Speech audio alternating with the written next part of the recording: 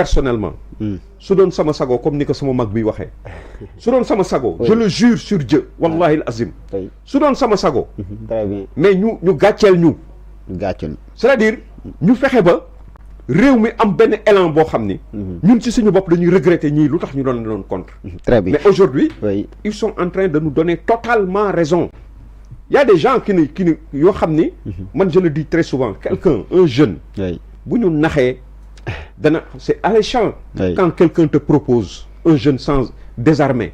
qui n'est pas suffisamment maanaam structuré qui ne connaît pas le passé qui ne connaît pas l'état ce que c'est quand tu lui dis que oui je vais mettre en place un système bu nga xam ni képp koo xam ne day nekk directeur appel à candidature lay nekk ah ak lu fu mu mën a bokk ak fu mu mën a nangam mais ça c'est l'Eldorado ça c'est vraiment quelque chose boo xam ni mais de mirifique quoi mu nga xam ni vraiment kuñ ko wax buñ la naxee ci loolu mais nax nañ la ci yoon donc le peuple sénégalais a le droit de se tromper mais il faudrait que ce peuple là se ressaisisse xam ni la ñu waroon ak ñii def nañ ko ba mu mat sëkk ñoom ñoo ci des voilà en tout la bal mooy mi ngi seen camp commissaire ñu ñëwaat ak yow par rapport ak sortie bu Reporters sans frontières 74e place Sénégal si li nga xamante ni moo di classement international bu liberté de la presse buñ sukkandikoo si sans frontières dafa def ab jéego boo xam ne jóge na si 94e place ñëw ba si 74 place ñu mën na wax ne gagné nañ si 20 places mais dafa am luy ñuul si soow mi parce que ñu bëri ñu ngi naan rapport boobu wala bokk liste boobu nga xam ne waa Reporters sans frontières ñoom ñoo ko dressé soxalul nguur gii nii nga xam ne ñoom ñoo fi nekk actuellement maanaam si jamonoy président Macky Sall si lañ defaroon loolu si voilà évaluation bi si jamono jii nii nag bon ñoom daanaka gis nañ coow li am si presse bi si jamono jooj noonu su ma nee ñoom mooy nguur gi jàpp nañ ne liberté d'expression bi nga xamante ni moom la nit ñi di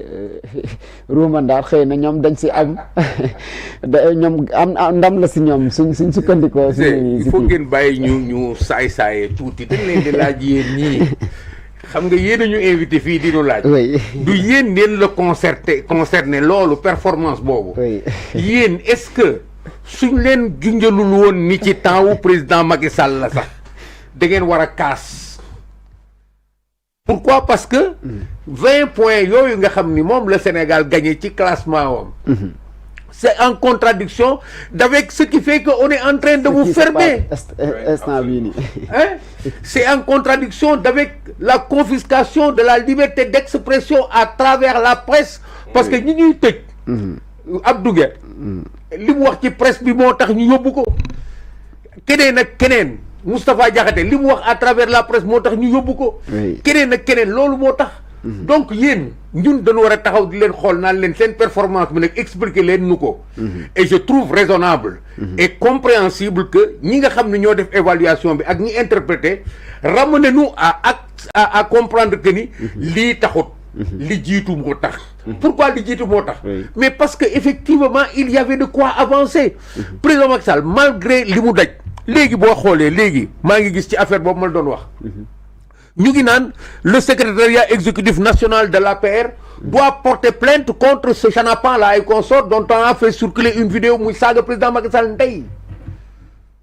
est-ce que tu comprends nga imaginer ci jamono moom pourtant dañ ko doon saaga lu raw lii ko waa ji saaga tey mais malgré ça bu veillé ci liberté wu presse bi ak liberté d'expression wu askan wi encadré réew mi malgré que ni réew mi mu ngi doon tasaaroo depuis 2021 lu nekk xew na ci réew mi mais malgré ça le capitaine est resté à bord il n'a pas fui le bateau et bundu xataalul passager yi j'aime revenir sur des questions telles que lu ñuy wax sax naan oui durant cette période les arrestations ceci cela heureusement que nit ñi ñu ngi commencé nuancer boobu point de vue par rapport aux arrestations depuis Karim Wade depuis comment dirais-je encore Khalifa Sall nit ñaa ngi ramener encore les séquences di ko lire normalement Karim Wade c'était au temps de la reddition des comptes par rapport comment dirais-je encore au mécanisme qui était là à la CREI et c'était une situation normale Karim Wade avait géré des fortunes. Je ne dis pas sàcc na wala sàccul, mais ça correspondait à quelque chose te loolu moo nu indil parce que feeñ.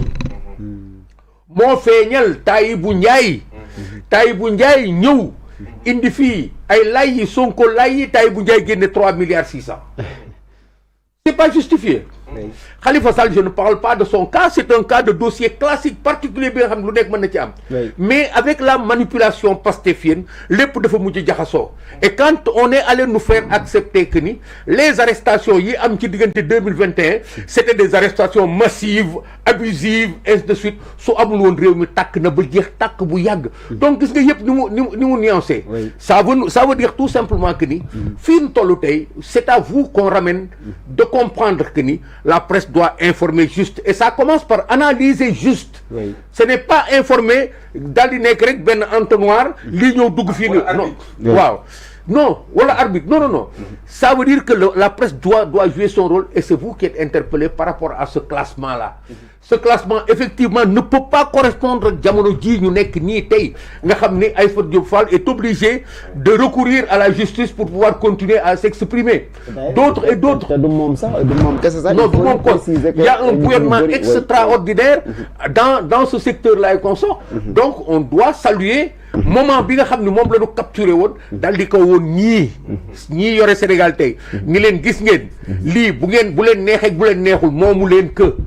ils sont en train de tout faire maintenant pour récupérer cela mais fi nga xam ne dafa metti suñu yaram ñu ne yi gis ngeen tubaab bi nee na kat lii avancé na ça veut dire warul metti seen yaram yéen est-ce que di ngeen ko nangu yéen waa presse bi non yéen ñi nga xam ni ñu ngi leen di bunduxatal on vous annonce une histoire de 20 points yi nga xam ne avancé nañ que ñun leen bon ñu ngi leen di duma mais tàccu leen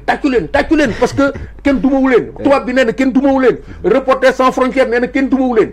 da ngeen war a rectifier loolu bañ vous devez organiser une marche pour dire que l'État n'a pas le droit de récupérer cette performance parce que la presse est sous quoi. Elle ne lui appartient pas. Voilà, c'est tout quoi. Moi je crois que c'est là qu'il faut qu'on aille. Le débat doit être ouvert. Ku nekk ses responsabilités. Et je vous assure, on a besoin de réactions comme ça de cette presse-là et consort. On a besoin de la voir jouer son rôle. Parce qu'on oublie toujours. Maintenant,